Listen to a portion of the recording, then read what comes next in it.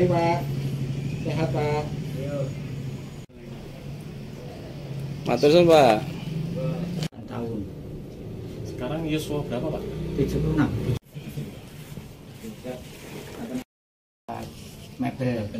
Mebel diserahkan saudara-saudara semuanya, dia cuma hilang.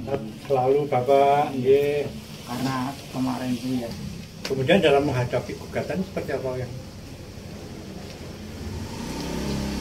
Ya siap. Saya menghadapi macam-macam tuh saya belum pernah sih, jadi orang itu harus sejujur mungkin, sesungguh mungkin, seadil-adilnya, sedisiplin mungkin. Jadi kalau ditanya seperti itu, jawabannya saya waduh gak punya jawaban. Tapi akan menjawab sejujur-jujurnya sih Pak. Iya. Kalau misalnya besok diajak ke pengadilan Sleman Pak untuk dipertemukan dengan yang menggugat, apakah bersedia Pak? Saya begini, saya sudah kontak sama Dekan Fakultas Kehutanan Pak Sigit. Segala sesuatunya terkait Pak Kasat, apakah itu urusan ijazah atau urusan perdata atau urusan sebagai wakil untuk memberi penjelasan, semua dari fakultas sudah bilang semua nanti suruh ke sini Pak, nanti saya jawab semua. Makanya saya juga walaupun sudah senior, jikanya masih muda, saya harus ikut. Itu yang saya katakan. Kalau orang udah tua nanti harus harus diikuti, tidak selalu. Berarti semua diserahkan ke Dekan Kehutanan Pak ya? Dekan Desa sudah dijawab. Pokoknya nanti kalau ada segala sesuatunya suruh ke sini aja Pak. Gitu.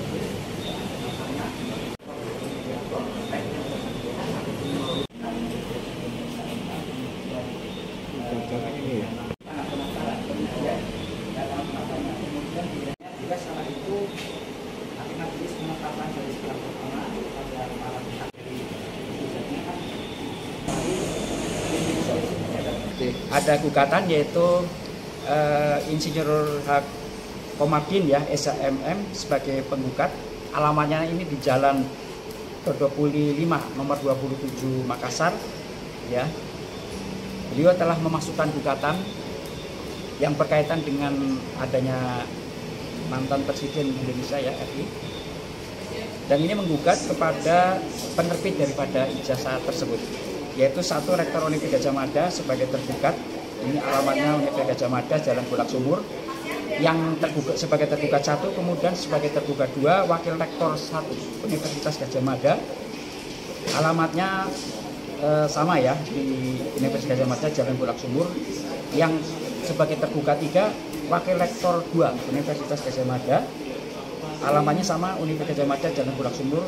Dan sebagai tergugat itu sebagai tergugat 3, sebagai tergugat 4 yaitu Wakil Rektor 3 Universitas Gadjah Mada. Dan sebagai tergugat 5 yaitu Wakil Rektor 4 Universitas Gadjah Mada, alamatnya sama. Dan sebagai tergugat 6 yaitu Dekan Fakultas Kehutanan Universitas Gadjah Mada, alamatnya sama. Yang sebagai tergugat 7 adalah Kepala Perpustakaan Fakultas Kehutanan Universitas Gadjah Mada, ini sebagai tergugat 7. Dan yang 8 itu Insinyur Kasmojo ya, sebagai tergugat ke-8. Namun di sini tidak diketahui alamatnya. Jadi di dalam gugatan tersebut dinyatakan oleh penggugat Insinyur H. Komarudin SHM ini sebagai alamatnya goib. Jadi oleh karena itu sebetulnya kita akan memanggilnya 1 minggu, karena ini kan alamatnya masih di Sleman ya, di Sleman ataupun di PDN Jakarta. Karena tidak diketahui, kita memanggil memberikan kesempatan 3 minggu, yaitu tanggal 22 Mei 2025 ya, untuk persidang nanti semuanya supaya hadir dalam waktu untuk kesemuanya menjadi 3 minggu ya, tanggal 22 Mei. Karena ada salah satu tergugat itu alamatnya tidak diketahui. Kita memanggil melalui surat tercatat dan juga ditempelkan di papan pengumuman pemerintah Kabupaten Sleman. Nanti kita akan lihat apabila tanggal 22 Mei itu para pihak sudah menemukan alamatnya, berarti jarak pemanggilannya itu disesuaikan, yaitu 1 minggu. 1 minggu setelah tanggal 22 Mei kalau semuanya itu hadir. Kalau tidak hadir, kita akan memberikan toleransi 3 kali berturut-turut ya. Kalau tidak hadir, salah satu pihak itu sudah dipanggil secara sah dan meyakinkan tidak hadir, tetap kita akan melanjutkan persidangan, yaitu ke tahap proses mediasi.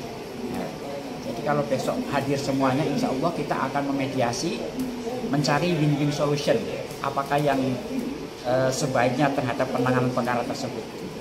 Jadi nanti akan dituangkan ya tanggal 22 itu. Kalau memang tercapai kata sepakat berdamai, itu para pihak tentunya akan menuangkan dalam suatu perdamaian atau yang disebut akta pandading ya. Dan itu isinya para pihak. Sidangnya masih bersifat tertutup, berlaku antara para pihak saja, penggugat dan para tergugat. Jadi nanti masyarakat bisa mengetahui apakah itu materi gugatan terhadap perbuatan melawan hukum itu nanti setelah acara pembacaan gugatan itu akan dipublish secara umum apa isi atau materi dari perbuatan melawan hukum tersebut. Nanti kalau sekarang belum Pak ya? Sekarang silakan saja, kalau dari pengadilan tidak memperkenankan karena itu wewenang daripada para pihak. Kalau misalnya mau mengetahui, masyarakat mau mengetahui sendiri mengenai materi atau gugatan PHM itu seperti apa, boleh ditanyakan kepada para pihaknya itu. Apakah itu kepada penggugat pihak UGM ya, mohon maaf, UGM atau kepada Komarudin itu kalau mau memberi penjelasan silakan. Tetapi dari pengadilan saya selaku juru bicara, yaitu sesuai acaranya masih seperti itu Pak.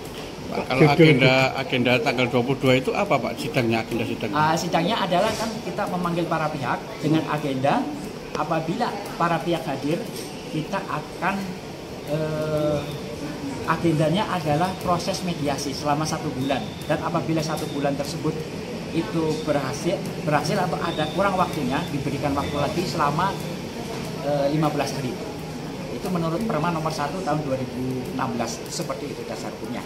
Jadi agendanya masih dalam menentukan apakah para pihak sendiri itu akan membawa mediator sendiri, dipersilahkan.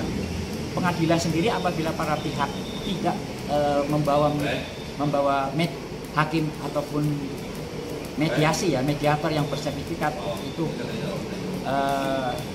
tidak membawa sendiri, maka pengadilan pun sudah mempersilahkan. Ada beberapa hakim yang sudah bersertifikat ataupun tidak bersertifikat akan ditunjuk untuk memandu jalannya persidangan mediasi tersebut.